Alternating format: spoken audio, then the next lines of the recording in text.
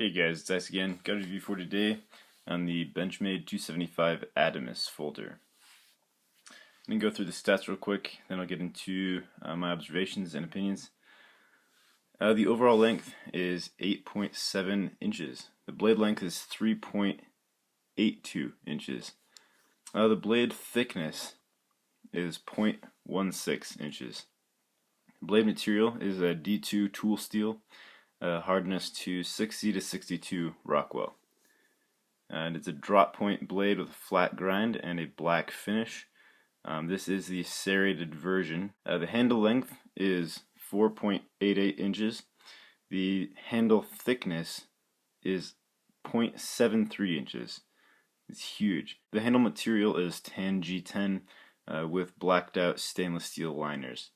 The weight is 7.7 ounces, and it has a pocket clip that is ambidextrous, but is not reversible. It comes with a MOLLE-compatible nylon sheath that I unfortunately don't have with me for the review. The locking mechanism is Benchmade's Axis Lock, and the designer is Shane Siebert. Now this knife retails for from Blade HQ for $178.50, but you can find it on Amazon for $160. Alright, now I'm going to get into my opinions on this knife and observations, and I'll go over the blade first.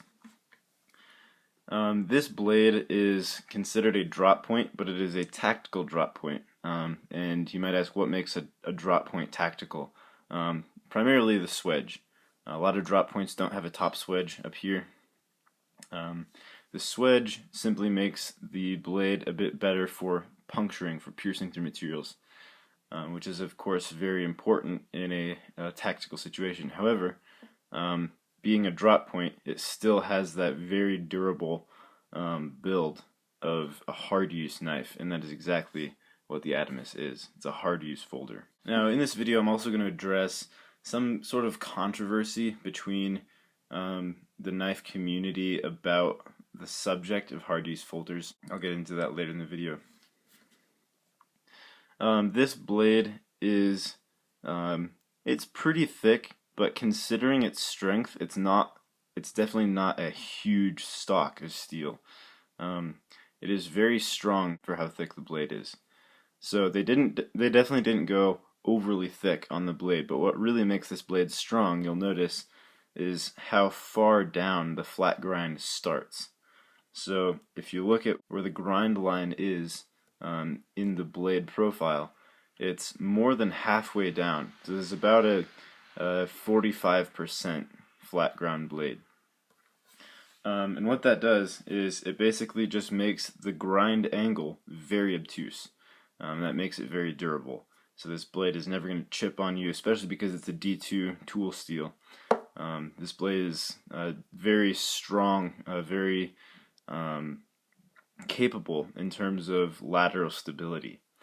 Now another thing that helps with its strength and even tip strength is how far the blade face, the blade flat, comes towards the tip. You know, there's maybe 2/3 of an inch between the end of the blade flat and the tip. So it's a very short distance where it finally tapers down. And that keeps the tip very strong, so you can jam this and pry this and it's not going to break on you. To reduce weight, they definitely took a lot of weight reducing measures in this knife. One of those is that small blood groove or fuller in the knife. I think they definitely could have made this blood groove bigger. It's a pretty big blade, and it definitely wouldn't have a huge impact on its strength, because a lot of this up here, if you took that out, that would be non-working steel. Now, another thing I want to address about this blade is the edge angle. So because of that very obtuse grind angle, the edge angle is also therefore very obtuse. I caught that this edge is probably a few degrees more obtuse than Benchmade's standard knives. So like their Contigo, their McHenry and Williams knives, their Griptilian and 530, This edge is definitely more obtuse than the rest of those. And again, that helps with durability. Now, this knife was designed by and for, to my understanding, the Army Rangers. And a lot of people think a combat knife is for knife fighting. And I think this is a common misconception. A combat knife can serve the purpose of knife fighting. However, if you talk to guys who have been deployed, most of what their use of their knife is in combat is as a tool, not as a weapon.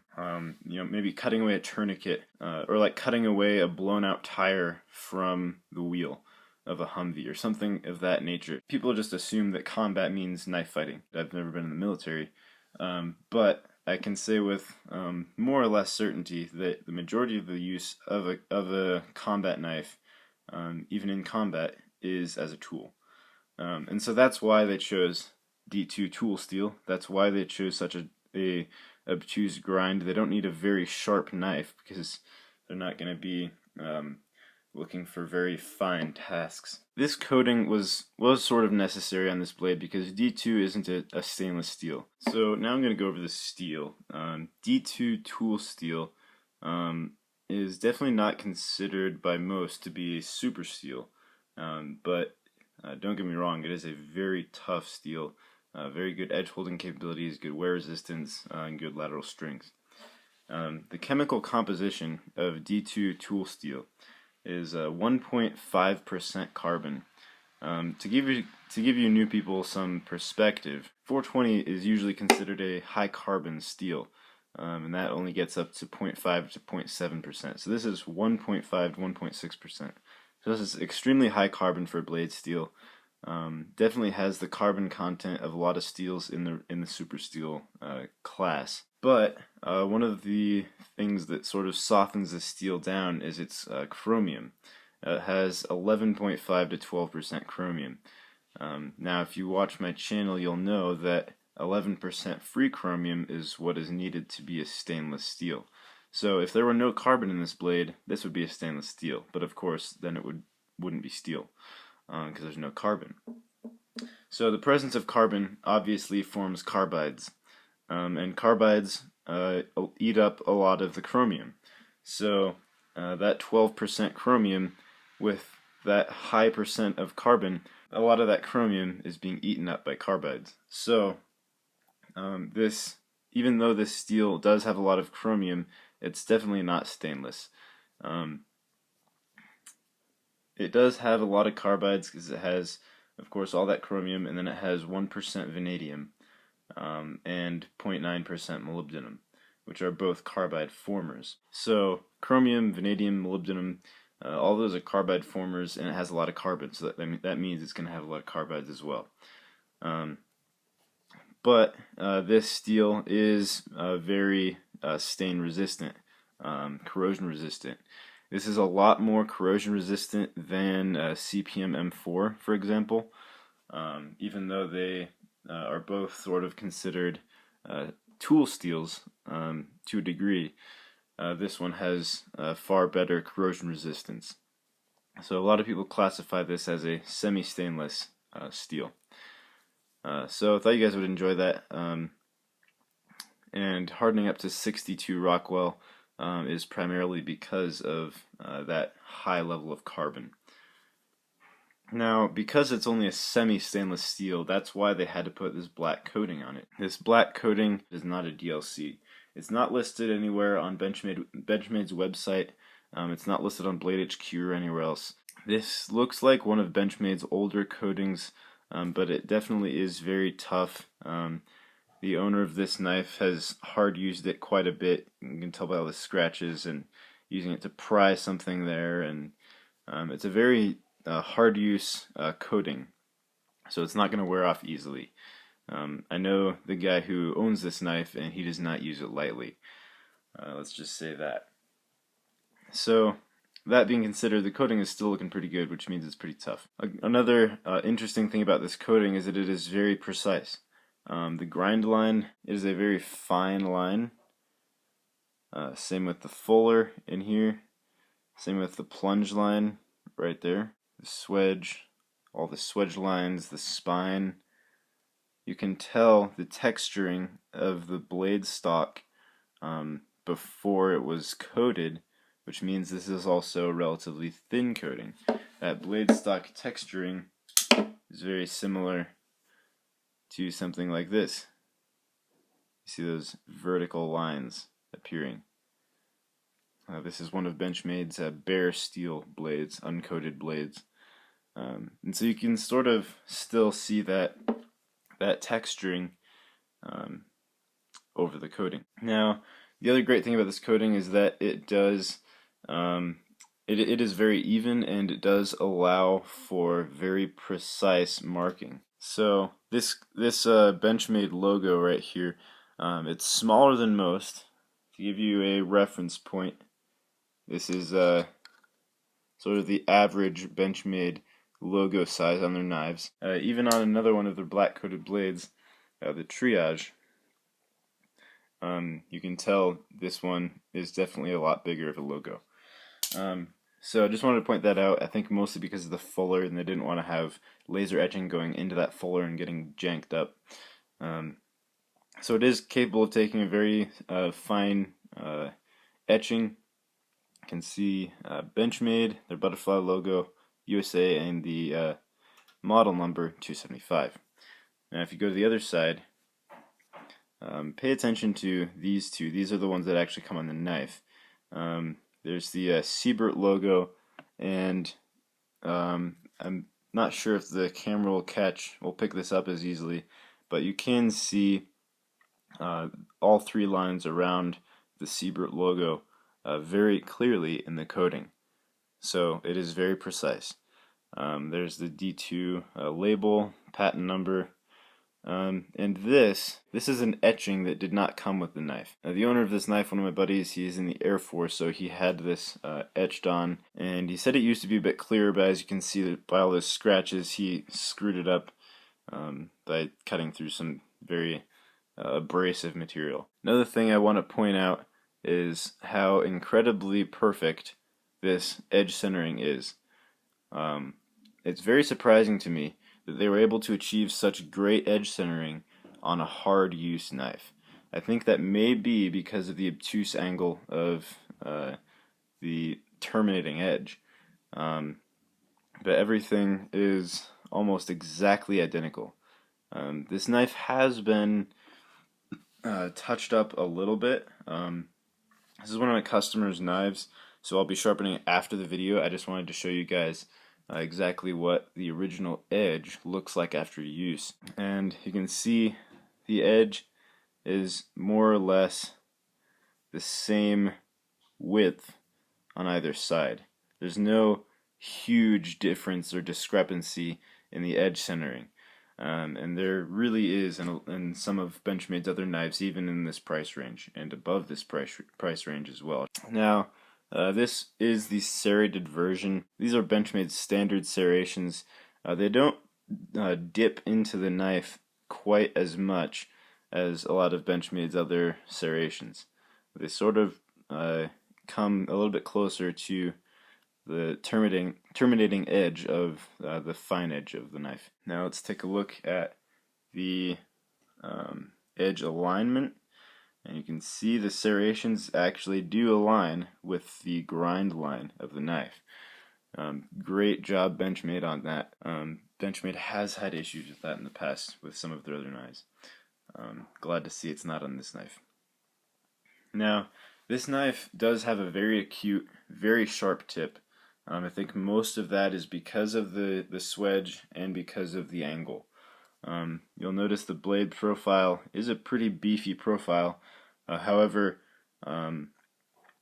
having the spine descend a bit helps with its toughness while still retaining that very sharp tip. If this were a clip point, I can tell you this would not be nearly as tough of a knife. This is a much stronger build. Now I'll go over the thumb stud. This thumb stud is sort of abnormal when you compare them to the rest of Benchmade's thumb studs. This is sort of their standard thumb stud. You see it's sort of a cylinder, and then it has those grooves for grip The Adamas's thumb stud is sort of more like a cone. It's not really a cylinder. And it doesn't have any grip grooves. It just has this sharp edge right here. And I can tell you that it does feel pretty sharp, especially if you're used to handling most of Benchmade's standard thumb studs. It feels a little sharp at first, but there's a reason why they did that. Of course, this knife was built for tactical operators, and they will be wearing gloves most of the time. And you'd rather get the knife out very quickly than have a really, comfortable thumb stud that doesn't get the knife out when you need it. It does work very well in getting the blade out quickly. Now, this knife does have a little bit of an issue with its lockup. Now, all the Benchmades I've owned and handled and come across in the last many years, I can tell you that when a Benchmade has lockup issues, it is not because of that knife. It is because of Benchmade's, just in general, quality control. In general, Benchmade's Axis lock knives, some of them of the same model will have lock play, some of them won't. I've handled a multitude of Contigos. Some of them have been solid, some of them have had play in all directions, some of them have had play if you really forced it. Same with a number of other knives. I've held many Benchmades of the same model, and all of them have different lockup. This particular Adamas actually does have a little bit of lockup play. You can feel it and hear it a little bit front and back. I'll try to get this audible in the camera for you. And then you can also feel it side to side. So this knife definitely does have a little bit of lockup issue. I think that may be fixable just by tightening down this bolt. When it comes to lockup, a bad knife is one that when you tighten the bolt down all the way and make the knife very difficult to close and it's stiff and everything and it still has lockup issues, then that is a bad knife. A good knife, a knife with good lockup and good washers and everything, the case should be that when you tighten up that bolt, it should still be smooth and free-flowing, but it shouldn't have any lockup issues. It should be very firm and very sturdy. So I think that's the case with this knife. I think this is still a good knife. It's just that this bolt needs to be tightened down a little bit. It'll still be smooth, but it won't have lockup issues. Now you can hear it when you close the knife, when you just let the blade drop down. You can sort of hear it, clanging around. The blade is pretty loose. I think it's just this bolt not being tightened down enough. If you did tighten that down, I think the play would go away. Now, a lot of you may have seen Benchmade's video testing the Adamas lock strength. I don't remember the number that this one got to, but correct me if I'm wrong. Definitely don't quote me on this, but I'm pretty sure that this knife, the Axis lock, and in this knife specifically, was the strongest of any Benchmade. And that means that this locking mechanism is one of the strongest, if not the strongest, production folding lock in the world. This has an extremely strong lock. If you just want to take a look at how insanely thick that lock bar is and that stop pin, they're both incredibly thick and sturdy. And combined with the very thick steel liners and the very thick blade stock, it's going to be a lot of force before you see any lock or liner or blade deformation. So this is a very, very hard use knife. Now I'm going to talk about this heel of the knife right here. The plunge line doesn't go straight into the edge. It has this choil here, and to my understanding that is a sharpening choil for the plain edge version. So when you sharpen the plain edge version down to here, you can sharpen all the way to the end without having to worry about going up this part. So I'm very glad they included that. It's just a little bit useless on the serrated version because you're not going to be sharpening that anyway. And even if you did, you wouldn't have to go up onto that. However, another great use of this is that when you're on the handle right here, because of this extended amount of steel, you actually can hop over this guard and come up onto this. It's not nearly as comfortable as an actual choil for a finger, but your finger is far enough away from the edge that you're not going to cut yourself. And that brings me to the handle. This handle is a tan sand-colored G10, and of course that is for military use. This G10 does not have any grip texture on it. It has like a little bit of texture, but it's not a grip texture. It doesn't help with traction at all. It feels very smooth. However, it does have these really large grooves cut out and these holes into the scale flats, and has jimping on the back here, has jimping in the finger choil, it has a really generous thumb ramp jimping on both the blade stock and the liners and the scales, and it has jimping all over this back. So all over the back space of the liners and the scales. It has jimping just all over the place. So even though this is very smooth, this does grip very well, and it is very comfortable. Now, one thing that is a huge benefit of having a very smooth texture here is that it makes it a lot easier to carry. This knife is 0.73 inches thick at the handle. Just take that in for a second. This is almost 3/4 of an inch thick. That is absolutely massive. Okay, this knife is considered to be a thick-handled knife. Just look at the difference there. This thing is a beast. Even this knife is considered to be relatively thick, around average, for a folding knife of its size. This thing is absolutely insane. When you get it, it feels like a block in your hand, just a block of steel and G10. And that's exactly what it is. Having this smooth surface makes this a lot easier to carry. When you have a thick knife in your pocket, I've noticed it's not just the thickness that makes it hard to carry. When it has a really aggressive, really abrasive, like sandpaper-like gripping, it makes it very difficult to carry in your pocket without it chafing at all. And it makes it very uncomfortable. So carrying this is actually going to be a bit more comfortable than carrying something of this handle size that has aggressive grip pattern. So definitely take that into consideration. While it is very blocky for an everyday carry knife, the guy who owns this actually does carry this EDC. He carries this every single day. Every time I've seen him, he has this on him. So there are guys out there who do carry an Adamas every day. And I think it's largely because of that smooth surface here. It makes it a lot more comfortable, and it sort of counteracts how thick and blocky this is. Now, some people have expressed some issue with this handle shape on the fingers here. They say this lump gets uncomfortable and it's unergonomic and things like that. I would have to completely disagree with that because this, first of all, this is not sharp at all. This is very, very well rounded off. Second of all, it helps fill out the palm. You want to have sort of a bulbous-like form in the middle of the handle, and that's exactly what this does. Since it doesn't have a huge palm swell, this makes up for that. So it really rounds off in your hand, and it feels very good. There's really no hot spots present on this handle, and the thickness fills out the palm so well. There's like no possible way that this is falling out of your hand, especially considering it has guards on both sides that are jimped. So a lot of guard from going up onto the blade, and a lot of guard from slipping off the back here. So this is a wonderfully designed handle. Now also direct your attention to the milling here.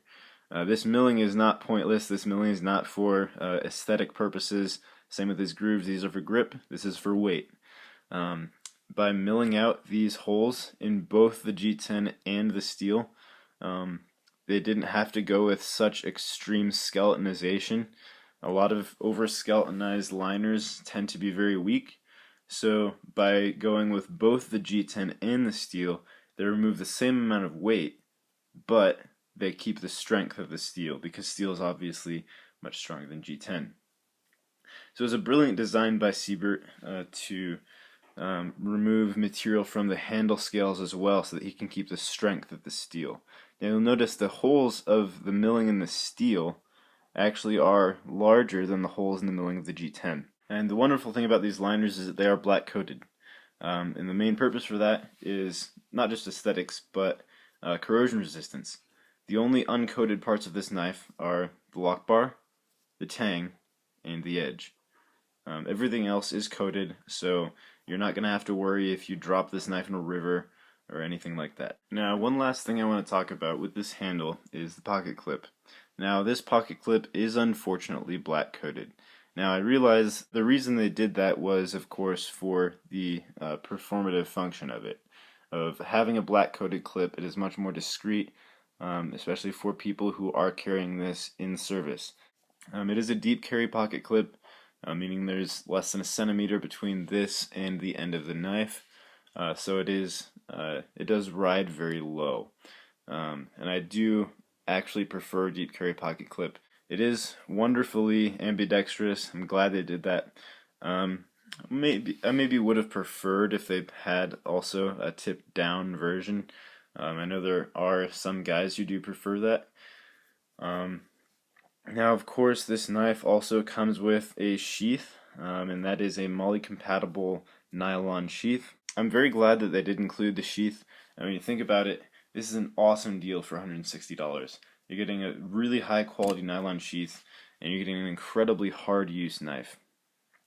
Now, that brings me to the controversy about hard use knives. jdavis sort of made a video about the hard use fantasy in the knife community, and jdavis was sort of saying like, oh, you don't need a 1,800-pound lock strength for opening letters and peeling apples. Well, I'd say, have you ever considered that there are people who use knives for more than opening letters and peeling apples? He sort of put down everyone as like, oh, you don't need to drive a truck over your knife or whatever, and I'm here to say that I think that was a very foolish assessment. I mean, I love jdavis. I think he's an awesome knife reviewer. He knows a lot about knives. He really knows his stuff. He probably knows more than me. But I think, in general, hard use knives like the Adamas are purpose built. This was built for the Army Rangers. Now, just because there are a lot of people in the knife community who buy it and don't use it hard does not mean it's a bad knife. That is a very foolish thing to say, I think. So this knife was built, to be used hard, and it is used hard. There are people in the military who carry this knife. Heck, the guy who owns this knife is in the military, and he uses it hard. There you go. There's one person at least who uses this knife as it was intended and doesn't just have it because it's cool to have a strong knife. Second of all, even if the knife community does buy these knives, overbuilt, hard-use knives, just because they look cool, that is totally their decision. They're knife nuts. They're not police officers, they're not Army Rangers, they're not Navy SEALs. They're just guys who like knives. It is totally their decision to go out and buy a hard-use knife just because it's awesome. And I don't think anyone should be hating on them for that. Now, jdavis sort of stated that the reason he doesn't like that fad is that it creates bad cutters, because it gets thicker blade stocks and they carry chunkily. I think that is also sort of ridiculous. When you think about the Adamas, this is not a super thick blade stock. This is an overbuilt knife, but this is not a super thick blade stock. This is the Contigo, and it has the same thickness blade stock. This is considered a good cutter. Benchmade has videos of cutting tests with this knife, and it is a great slicer. It does very well. So that's my 2 cents on the whole hard use fad and all of that. jdavis, I respect you. I think you're an awesome guy, and I love your channel. However, I don't think that the hard use fad is really harming anyone. I think it's just another style of knife that people enjoy, and another style of knife that is very, very functional for our people in blue and in camo. And if you don't like the Diewear Solo, then you don't have to buy it. Now, one of my sort of shticks with this knife, one thing I don't really like about it, is its edge to handle ratio. Now, you'll notice there's a decent distance between the pivot and where the edge starts. It's got to be at least an inch. That's way too long. I think they should have started the edge down here. Because when you have a knife that's this long and you're carrying this much steel and it's that heavy, I think you really got to make use of every bit of steel you've got. Sharpen it all the way down to the plunge line. That's just my opinion on blade ratios. I think you should be striving to get as close to a 1-to-1 ratio as possible, even with hard use knives. So this knife is going to be really great for anyone who really does use knives hard, and that doesn't just mean people in the military. I know a lot of guys who work for a living. They're construction workers, they work on a farm, they work in industry, they're welders, things like that, that use knives hard daily. And they pry with them, they use them as a screwdriver, they chop through cardboard frequently, stuff that's just really hard use, hard on the edge, hard on the knife. If you're one of those guys, this knife is going to be great for you. Now, this knife is not going to be great for someone who's looking for their first time EDC. That thick of a handle is going to get so much chafing and so much wear on your leg just from carrying it. I know you think, oh well, I'm manly, I can carry a big 0.73 inch thick folder. That was sort of my my view coming into knives, and I've since realized that having delusions of grandeur about how big of a knife you can carry just really is not realistic. And you end up, oh man, I don't want to carry this thing today. The big brick, I don't want to put it in my pocket. So you just end up not having the knife. So be real with yourself, be honest with yourself before you buy this knife. Don't lie to yourself and say, oh yeah, I can carry it. Definitely ask yourself truly, will I be able to carry this every day if you're looking for an EDC? And realize just how heavy and chunky this knife is. It feels like a piece of machinery. It feels armored. So thanks for watching, guys. Thanks for listening. This is the Benchmade 275 Adamas folding knife, $160 off Amazon. Please comment, rate, and subscribe.